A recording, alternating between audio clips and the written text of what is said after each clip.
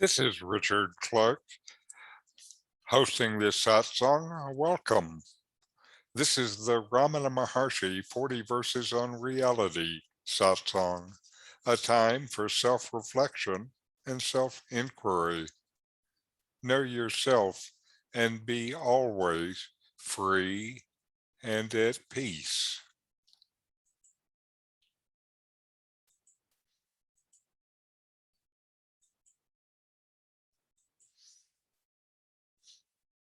Again, welcome. I'm a seeker like you, sharing what we love. I've been blessed with years of deep teaching and practice, and I bring this to this satsang.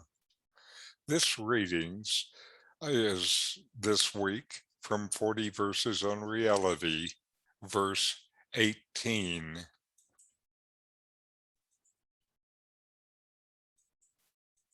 These are Ramana's words.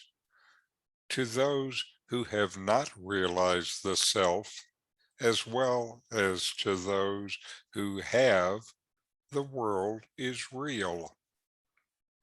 But to those who have not realized, truth is adapted to the measure of the world, whereas to those who have, truth shines as the formless perfection and as the substratum of the world. This is all the difference between them.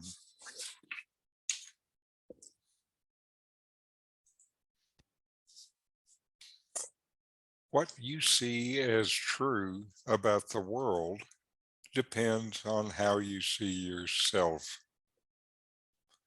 Without knowing the self, the reality of the world is also the reality of body and senses and objects. When you know the self, the reality is obviously the self, which is the limitless existence consciousness in which the world and you appear. Without this existence consciousness, is there a world? Without this existence consciousness, do you exist? Always there is existence. Always there is consciousness. Nothing exists without these. That's why they are called the substratum. They are the substratum because everything and everyone is built, so to say, upon them. The world, everything, and everyone exists only within them. The world remains the same when you truly know yourself. The only difference is how you see yourself. Are you in the world, or is the world in you? Now to our videos for this week.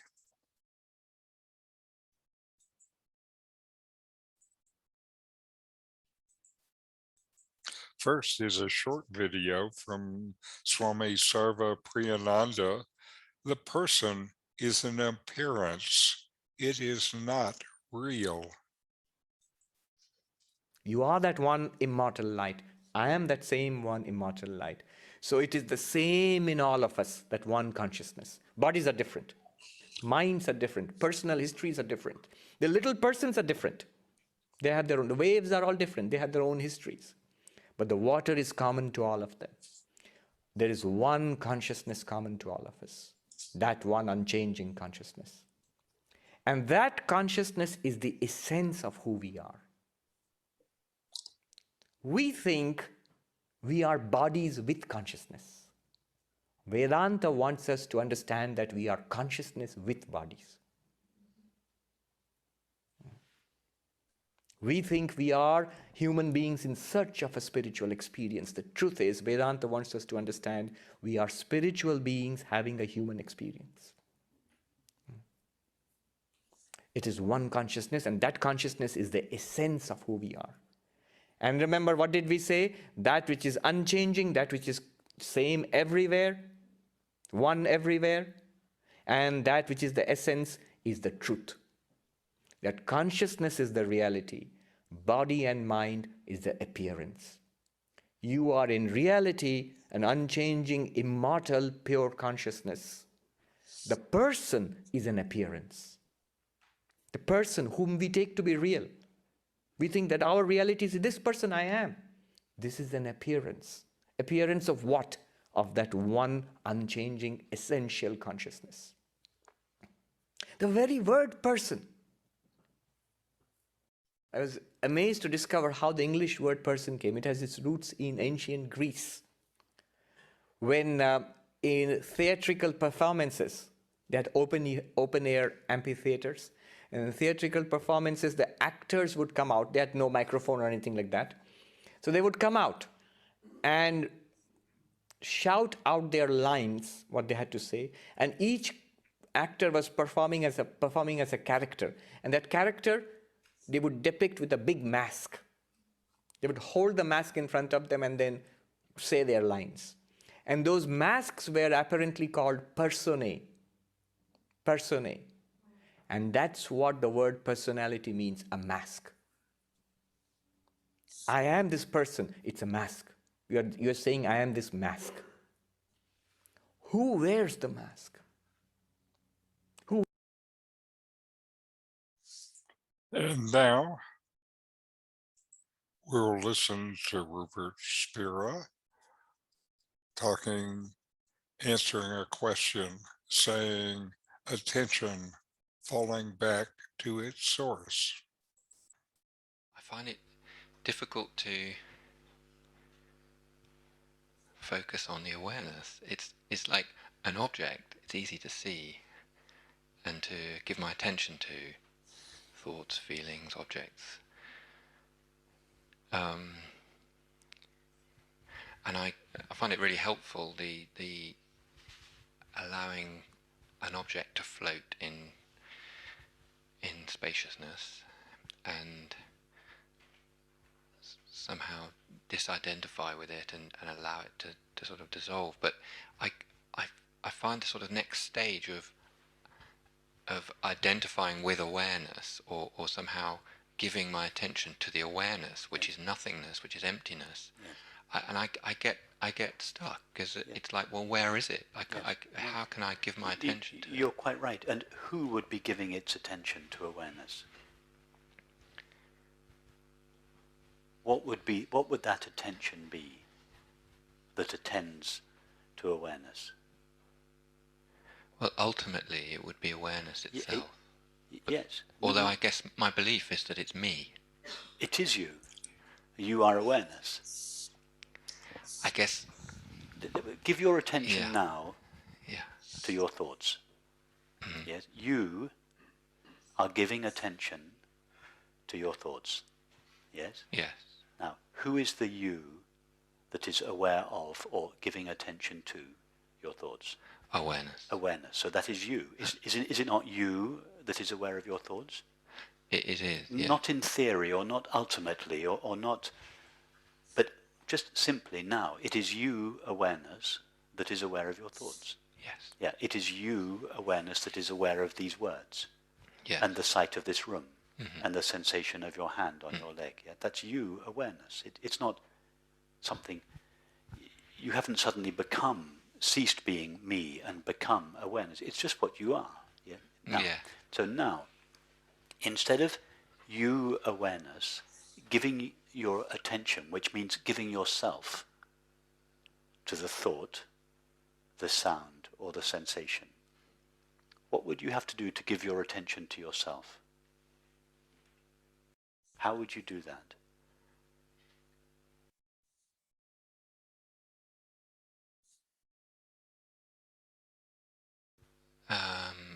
But all I can think of is to withdraw my attention from the object. Perfect. Exactly. You can't actually shine the light of your attention in the way that you shine it on a thought. The thought seems to be other than you. You can only give your attention to something that is apparently other than you. You remember what we said yesterday about attendere, attention being stretching towards. You stretch it from your self-awareness towards the thought. In the case of a thought, you don't stretch it very far. You just stretch it a little way. In the case of a tree, you stretch it a bit further. But in each case, you stretch your self-awareness towards something which seems to be not you. Now, how are we going to attend to ourself? Where do we have to stretch ourselves to?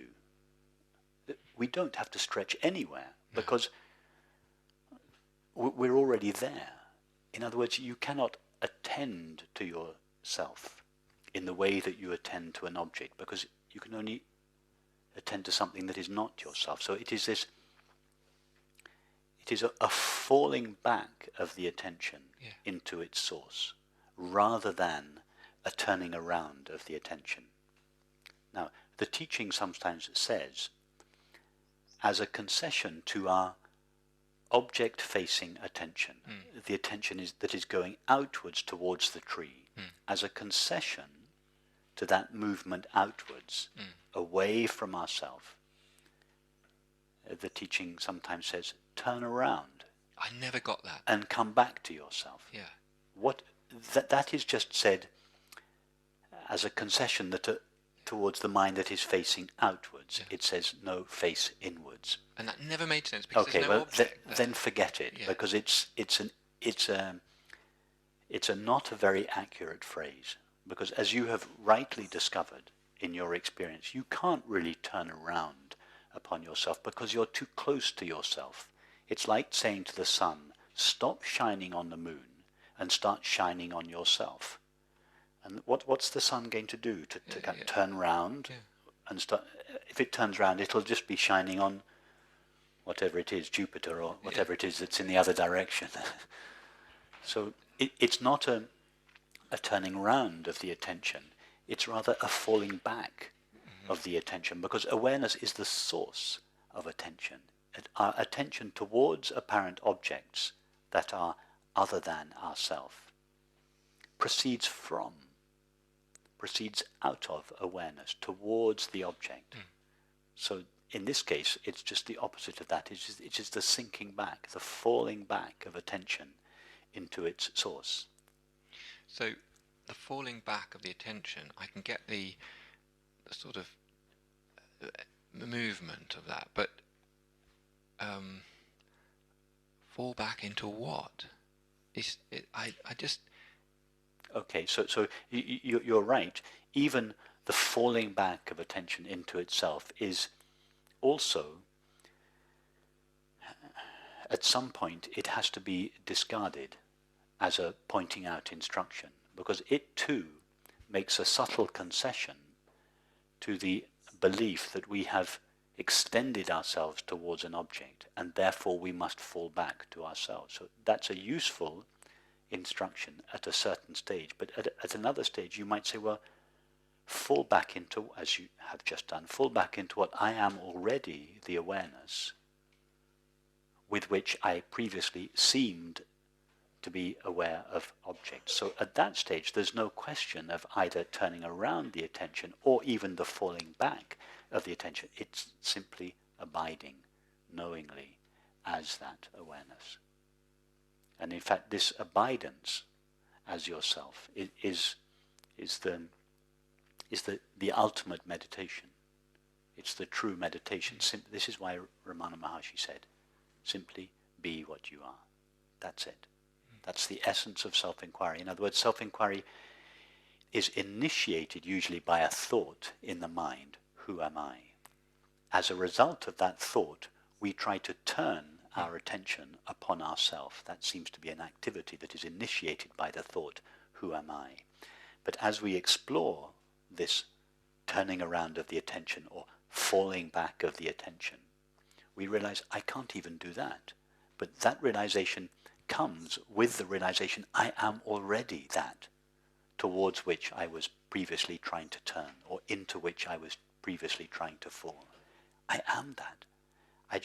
Just by being that, just by being awareness, I am aware. I know awareness. By being itself, awareness knows itself. All I need to do is abide as that, to be knowingly that.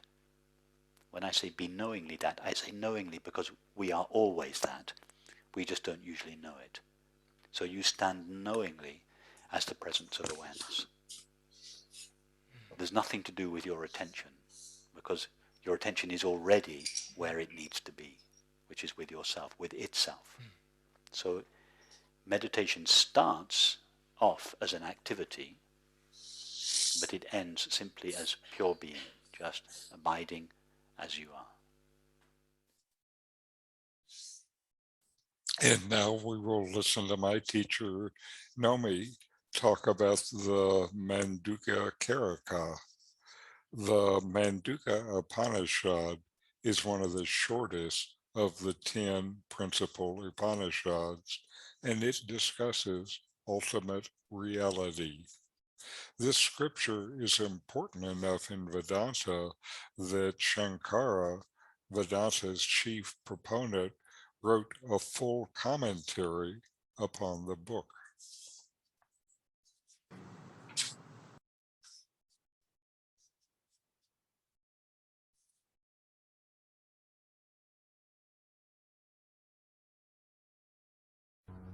The self alone exists. This knowledge, which is not for any other, but only for the self,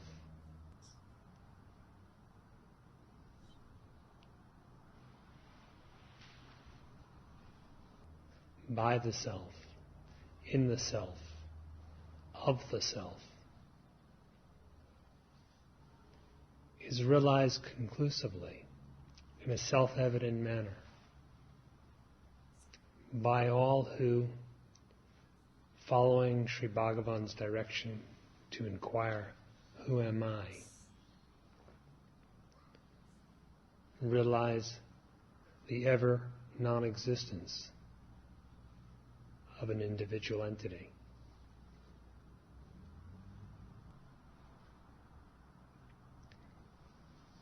In the unreality of the individual shines the reality of the self, in which there is no ignorance, no bondage, no potential for suffering, no duality of any kind.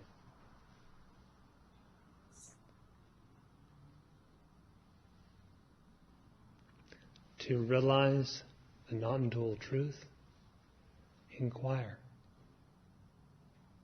Determine the nature of your own being.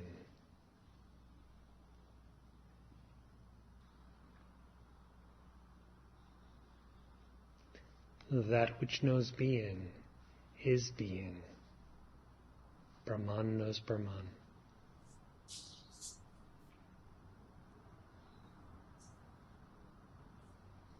The individual or ego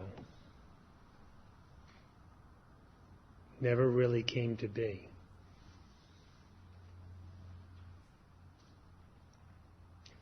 Knowledge of this is spoken of as its end.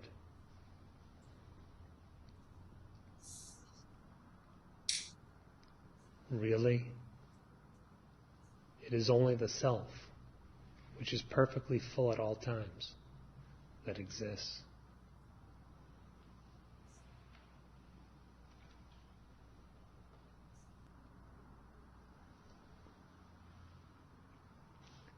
The essence is always egoless, and the means of practice is egolessness.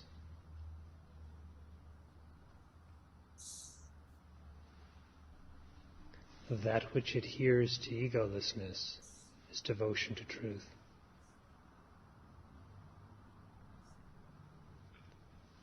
That which reveals the ego was never born is knowledge.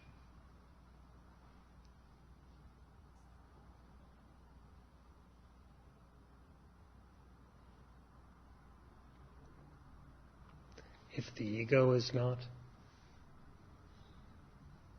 there is no doubt about anything else.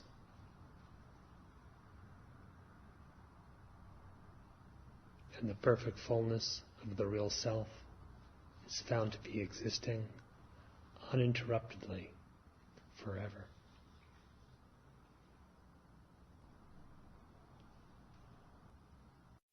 Now, if you have a question about this, please feel free to ask. Or if you want to relate your own experience, at any point, please feel free to speak.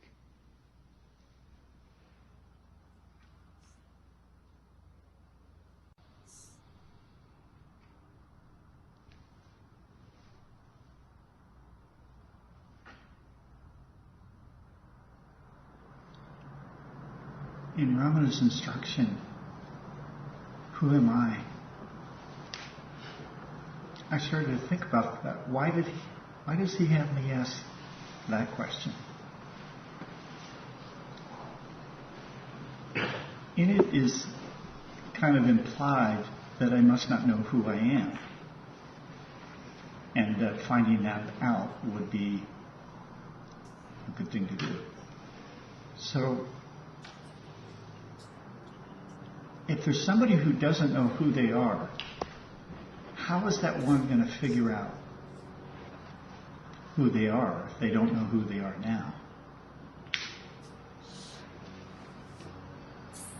So it's like, who's this one who doesn't know about himself? So what I did was just to sort of set that aside and say, okay, maybe there's somebody who doesn't know about themselves, but I'm just going to not worry about that one and just find out about this one.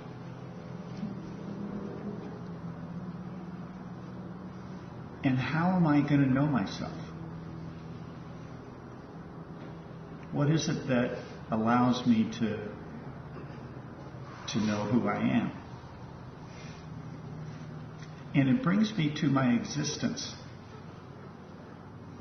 as the only thing that I know directly.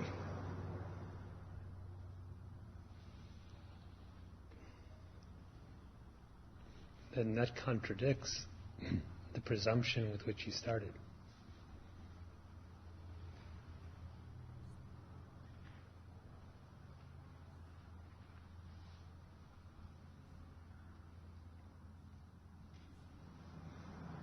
Where did I start?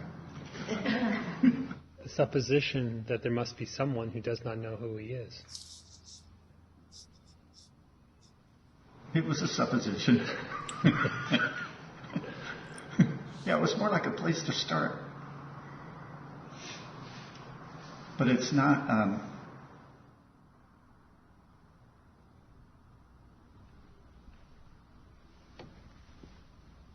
The inquiry actually doesn't assume anything. It just starts with the basic existence, which is beyond doubt by all.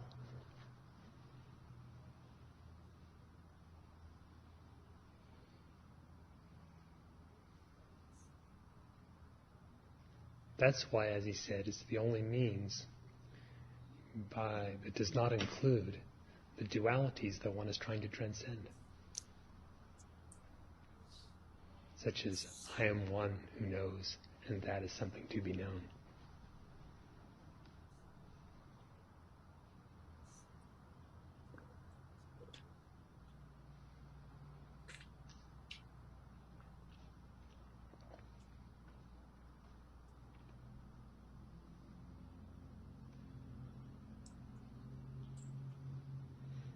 The experience directly shows the efficacy of inquiring, who am I?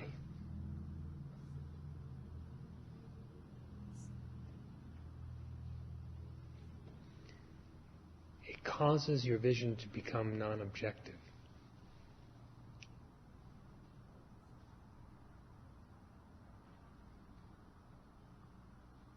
That is, it abandons the entire conception that there's a this, an objective portion of one's experience. And it also consumes the I, for whom this would be.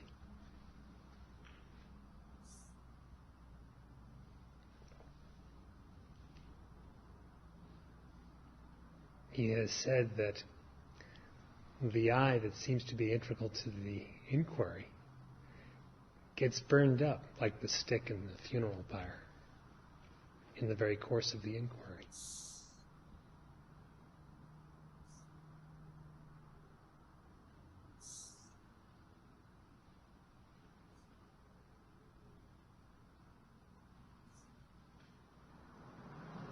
The experience is being swallowed up by yourself. Mm-hmm. Very much so.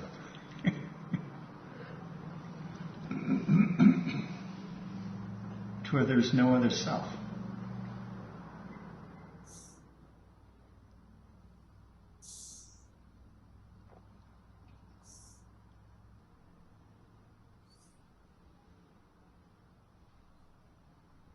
Now, if we assume that the individual exists and take that as the supposition, then as he has said in his 5 verses on the one self, that is like a drunken man forgetting who he is and giving a performance in the midst of a crowd, asking, where am I and who am I, while all along he is himself.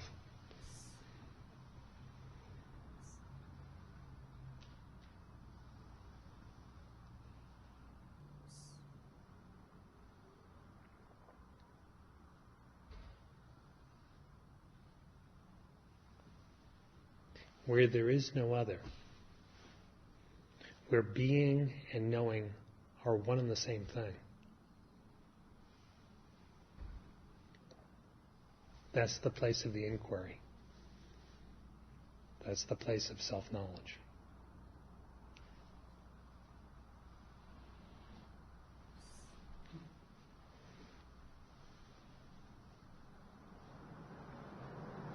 I don't know, the idea that I could pretend that I'm something else is really quite pointless.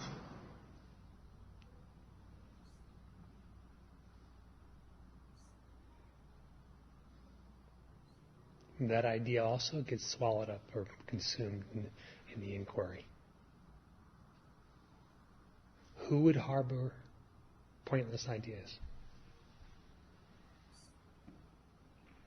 Who would harbor any ideas? I am separate from the self.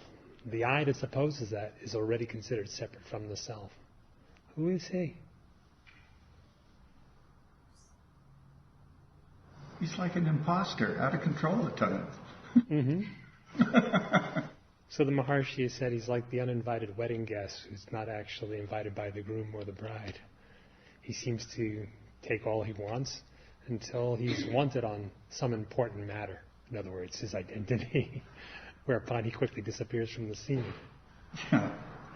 Yeah, when you actually say, He's an imposter. He's not. who are you? He vanishes. He does.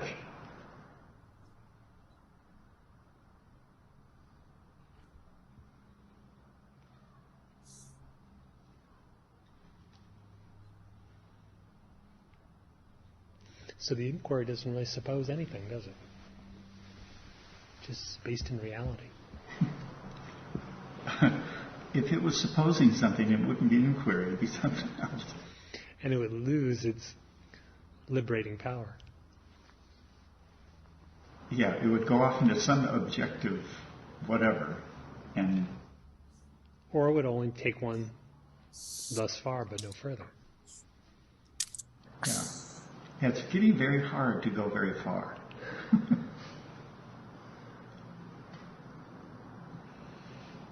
For a couple of reasons. One is I know I have to pretend something, or I have to make a whole story up. And to make up that story and then maintain it with all the suffering that goes along with it, it's just like, no. It's just... It runs contrary to your nature. It does. It's just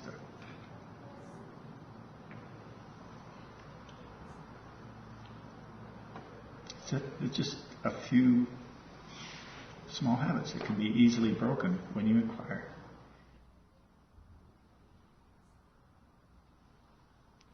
The habits, the vasanas, the tendencies, they get broken. I would say they get pulled out by the root, but they turn out to be rootless. And the potential for them, the one who engages in them, the one who imagines them, the starting point, the I mode, aham vritti, proves to be unreal, utterly unreal.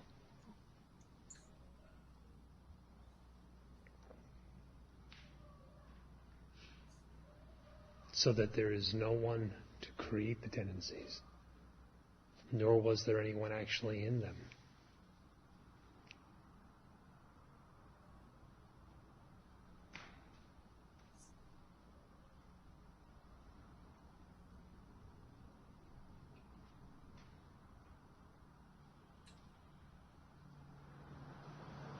If I now try to imagine a tendency or a vasana, they're very, very hollow. There's nobody who's actually in those dreams. As far as somebody real in them, there's nobody real in those dreams.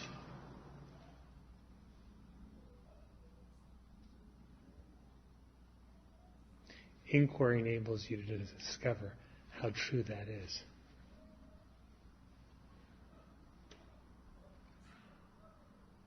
And then a dream which really did not begin is said to be over.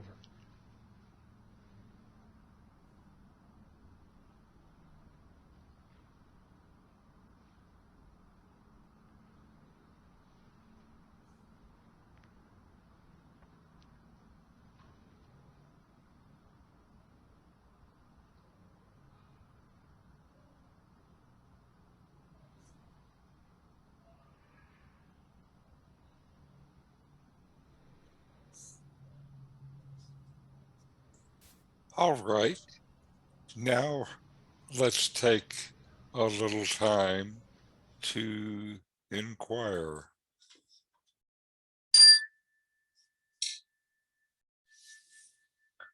Breathe in and breathe out with long, slow breaths. Notice the breath come in, then feel it as it goes out.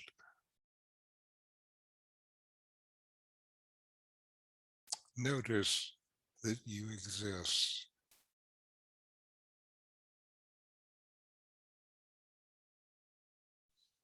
Now investigate within yourself. What is real? What is always? And what just comes and goes?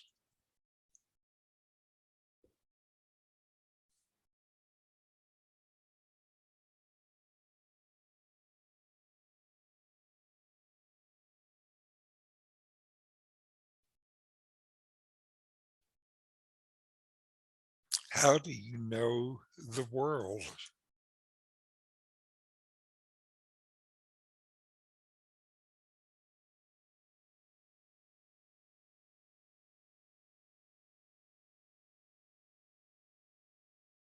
How do you know your own existence?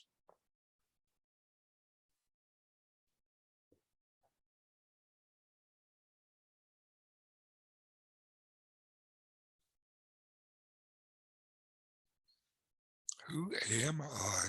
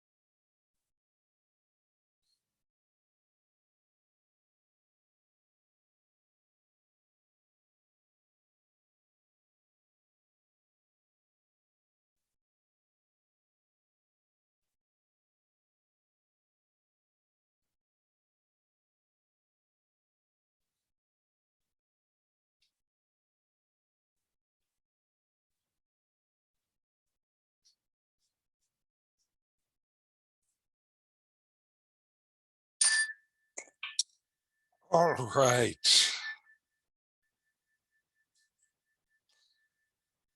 And let's close with a short chant. Om Shanti, Shanti, Shanti.